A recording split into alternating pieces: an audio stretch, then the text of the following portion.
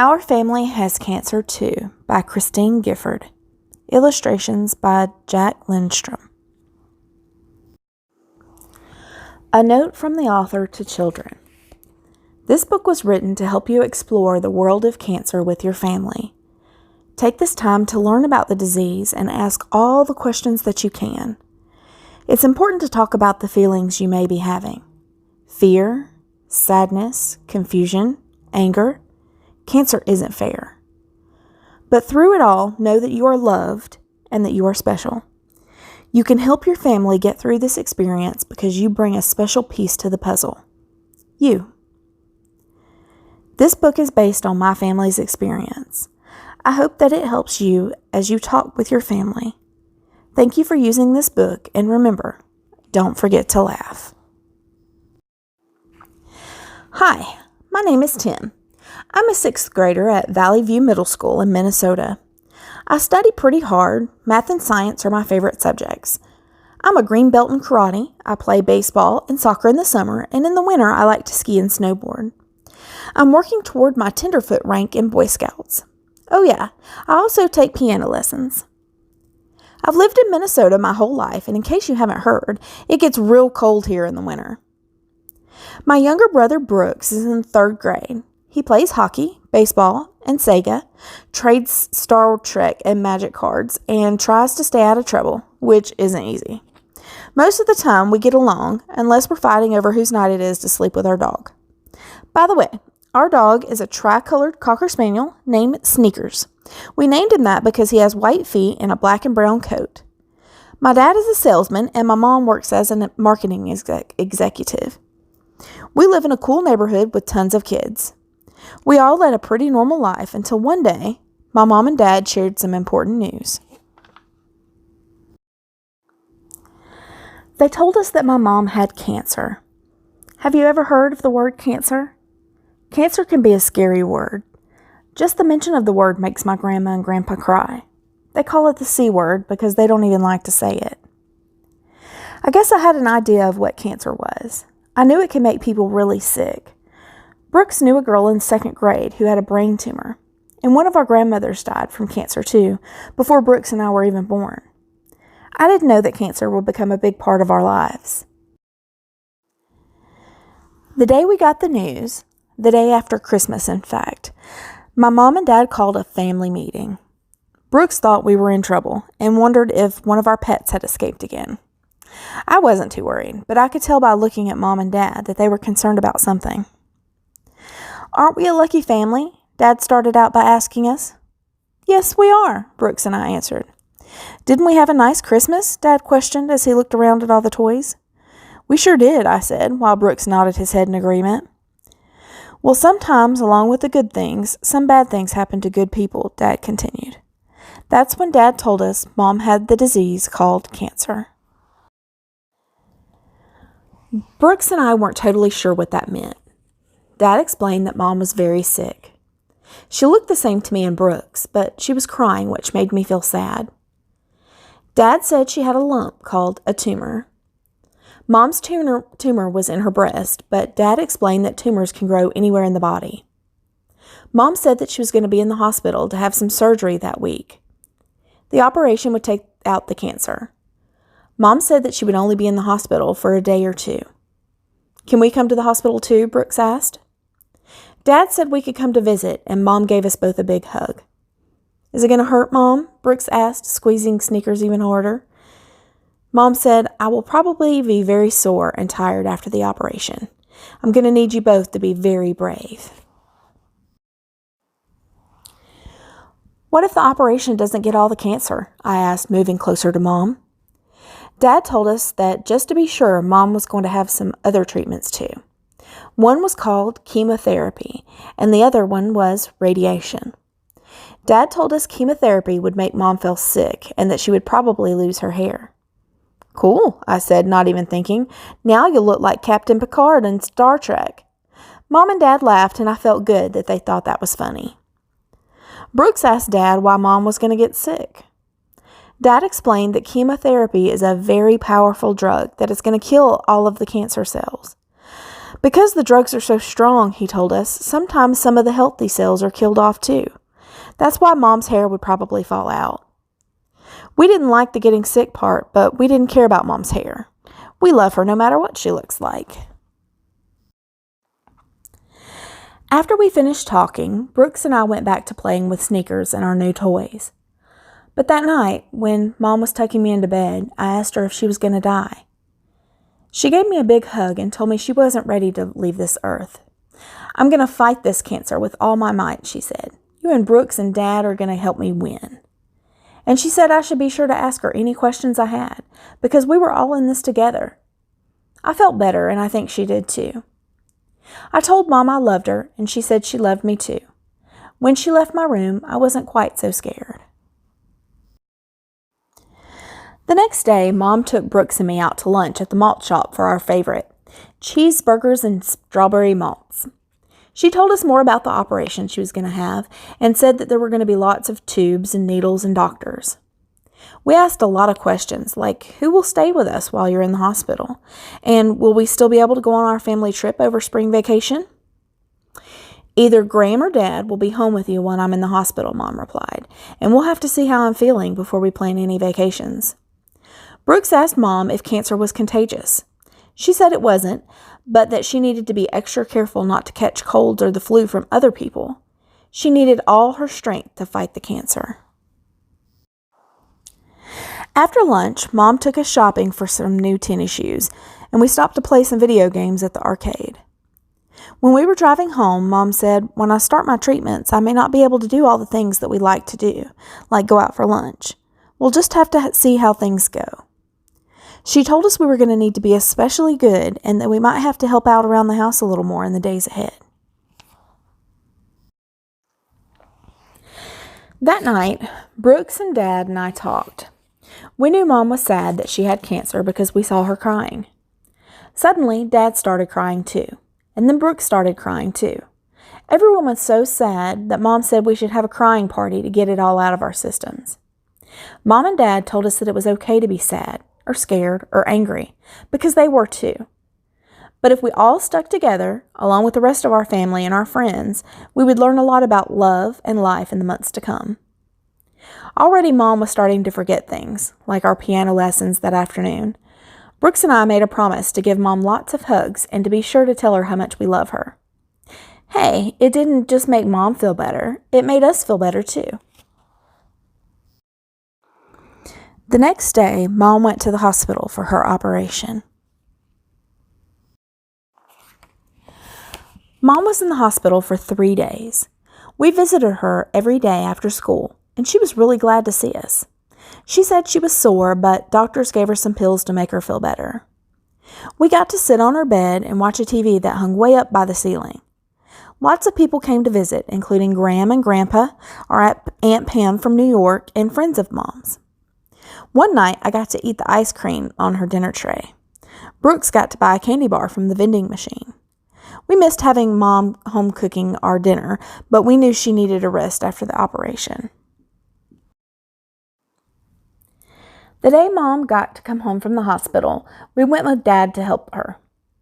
There were lots of flowers to carry, plus her suitcase, and we almost couldn't fit ourselves into the car. A nurse wheeled Mom down to the front door of the hospital in a wheelchair. They told us that this was a hospital procedure. Once Mom got home from the hospital, it was like a strange holiday. We had lots of visitors. The phone rang all the time, and the delivery man brought flowers several times a day. The flowers came in baskets, boxes, and vases, and we started putting some in every room in the house to cheer up my mom. People started bringing over food like lasagna and chicken casseroles. For a long time, Mom or Dad didn't even have to cook. Brooks and I didn't always like everything to eat, but Mom said we should be very grateful and always made us try the food. Of course, we always ate dessert, especially the carrot cake. Mom explained that people were starting to hear the news about her cancer.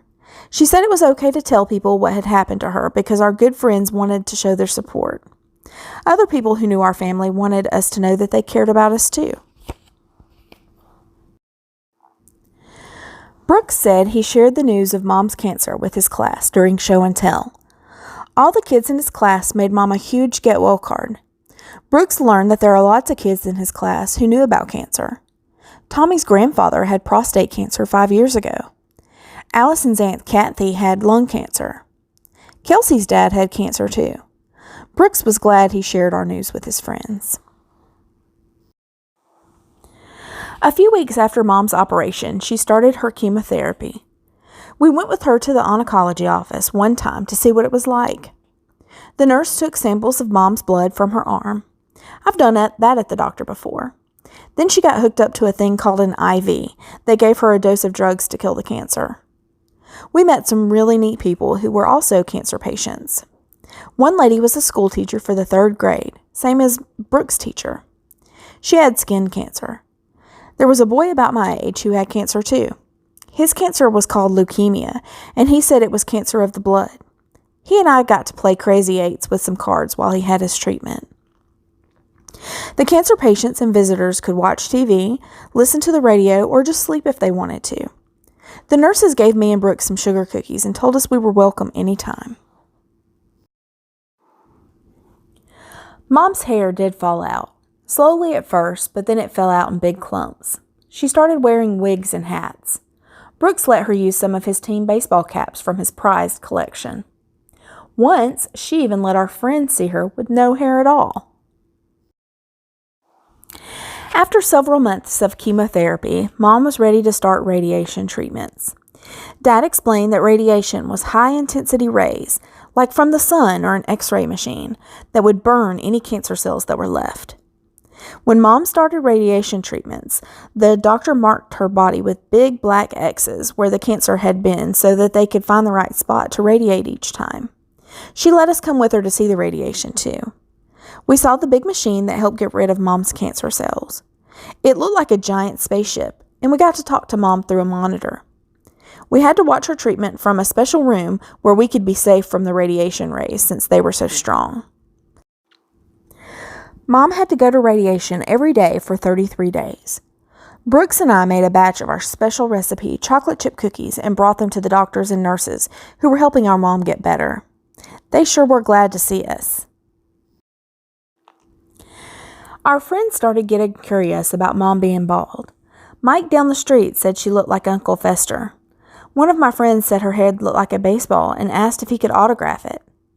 Mom tried to keep up her spirits about losing her hair, but sometimes she was sad about it too. Mom's always said that the good news was that one day, after her treatments were over, her hair would grow back. All of Mom's treatments made her real tired. She started taking naps every day, and sometimes she didn't have enough energy to do the things that she used to do. It reminded me a lot of Grandpa. He naps every day too. Sometimes it didn't seem fair. We missed having Mom get up with us every morning to see us off to school. She didn't cook very much anymore, and she couldn't come to all of our school activities like the school carnival or Pride Day. But Brooks and I tried to be patient when Mom couldn't help us with our homework or come to all of our baseball games.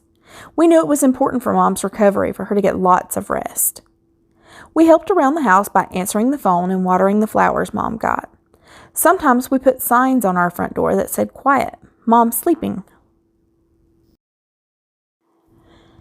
Mom's cancer treatments lasted almost a year.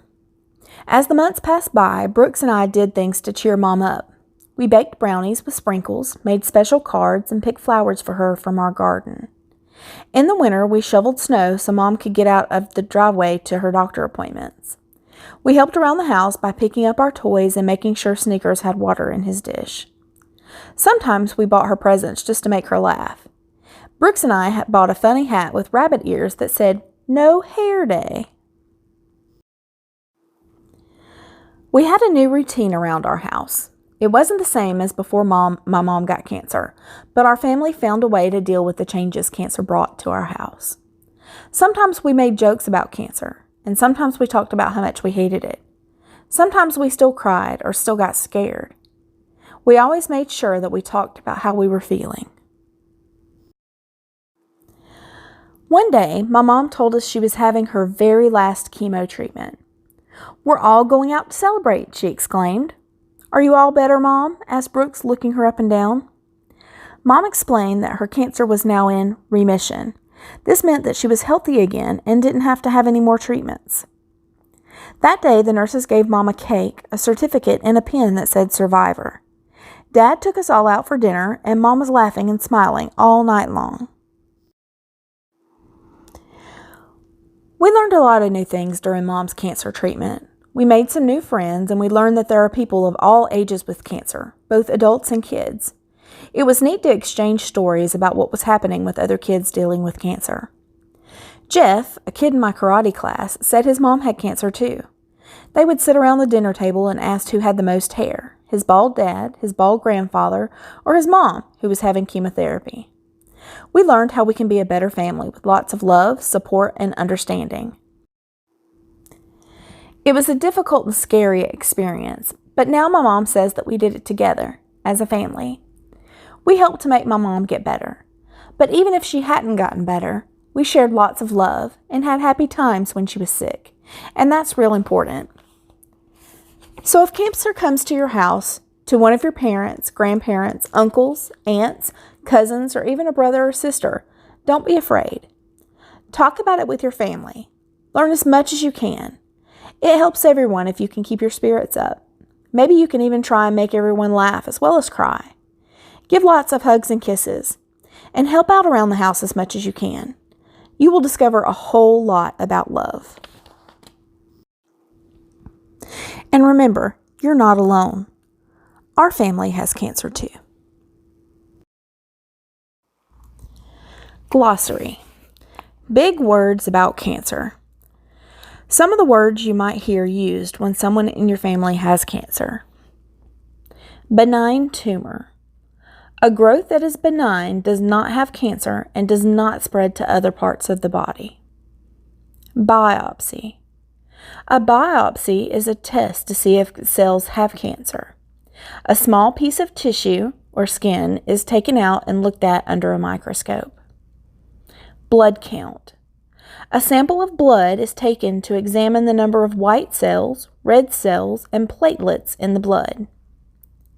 Bone marrow. Bone marrow is the soft, fatty substance that fills the inside cavities of the bones. Blood cells are made in the bone marrow.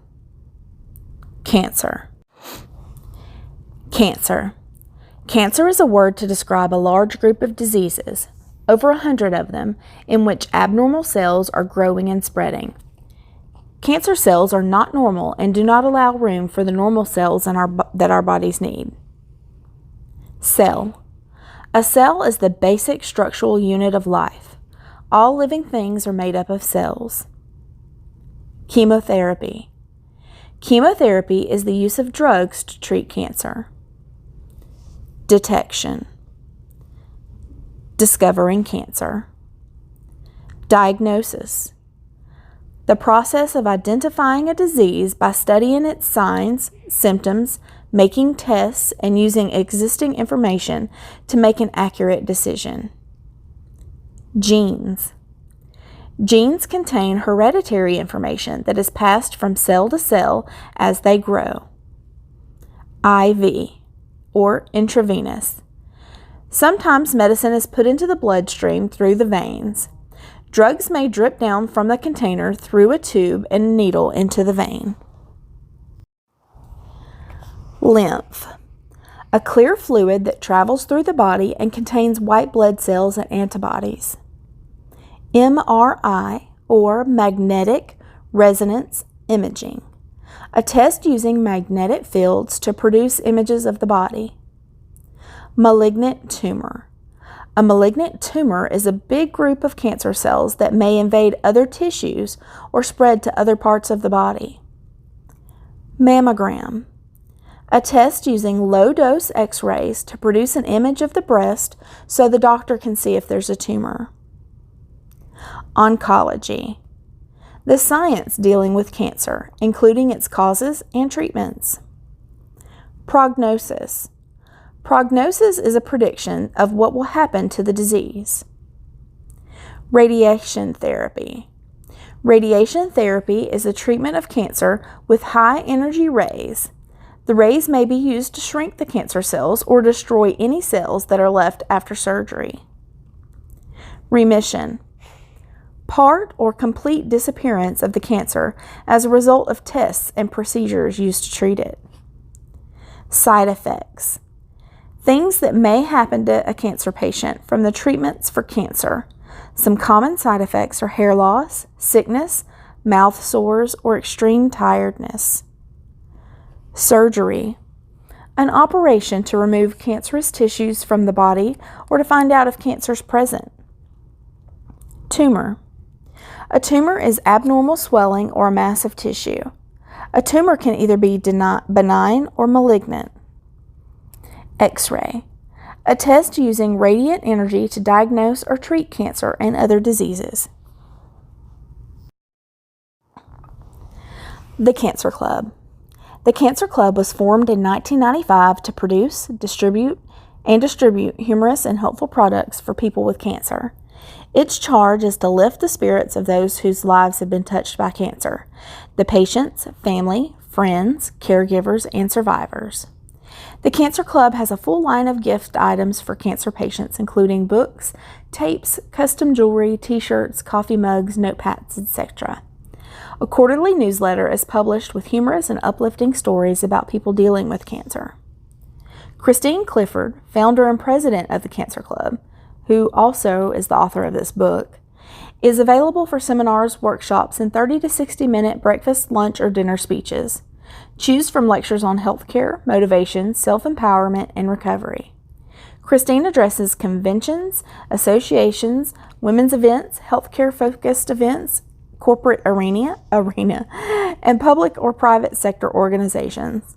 For more information on the Cancer Club, Christine at cancerclub.com or www.cancerclub.com. A note from the author to parents. I was 15 years old when my mother was diagnosed with breast cancer at the age of 38. The 4 children in our family watched in horror as our mother sank into a deep clinical depression. She stopped caring for her personal hygiene. She stopped communicating with us as children. In those days, we weren't even allowed to say the word cancer. It was referred to as my mother's illness, or the C word. We lived in fear that every day would be my mother's last day, and it had a profound effect on all of our lives. My mother lived for 4 years after her diagnosis. I now realize what a tragedy and a waste it was that we didn't embrace those 4 extra years of her life, to live each day as if it were one full life. So when I was diagnosed with the same cancer at the age of 40, I decided that in my family we would not waste any of the time that we had together. I've written this book with the hope that Our Family Has Cancer Too will encourage you and your family to talk about the disease, to cry and laugh, to learn, to explore, to fear, to care, but most of all, to live. Cancer can and will have a profound effect on every person in your family, but it's up to all of us, the patients, survivors, family, friends, caregivers, and employers, to help cancer patients, and especially the children whose lives will be touched by this disease, find a way to go on living, laughing, playing, and enjoying life.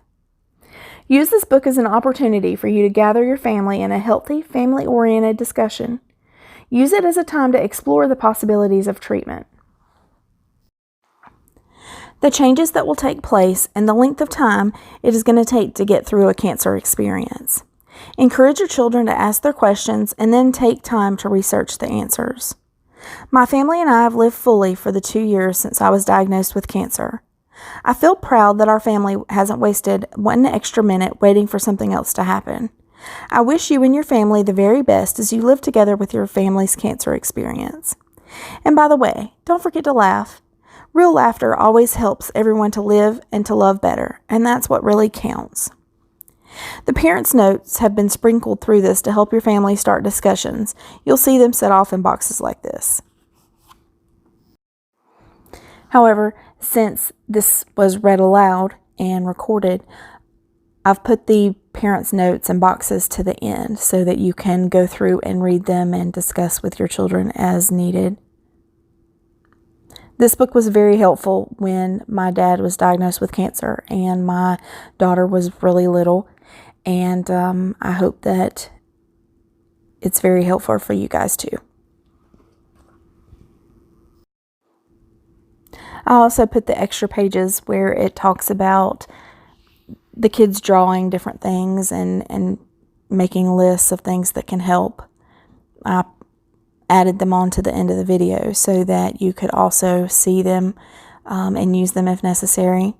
I encourage you to go get this book yourself or go borrow it from the library so that you've got it actually in hand and you can sit with your kids and read it. But at least this is one way to reach out because it was very helpful for our family. Thanks.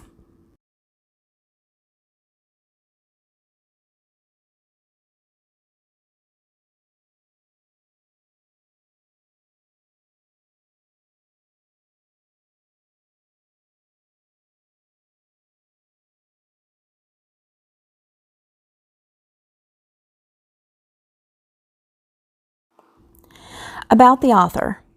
A pioneer in using humor to cope with cancer, Christine Clifford is President and Chief Executive Officer of the Cancer Club, a Minneapolis-based organization that specializes in marketing humorous and helpful products to people with cancer. A cancer survivor herself and a dynamic public speaker, she currently brings laughter and hope to audiences nationwide with her keynote presentations and seminars about the importance of using humor to cope with a chronic disease.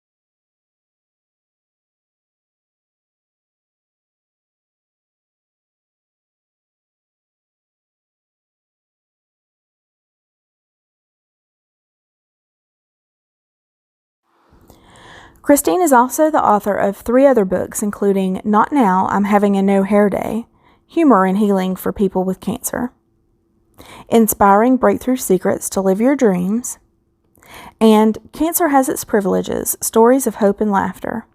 She lives with her husband John and sons Tim and Brooks and their dog Sneakers in Edina, Minnesota.